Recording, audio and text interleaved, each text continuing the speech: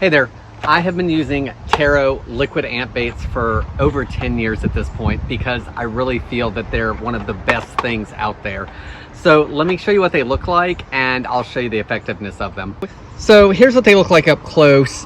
They're connected together and then you just break them apart. And then on the bottom here, you just take scissors, cut this out, and then it lies flat on your surface.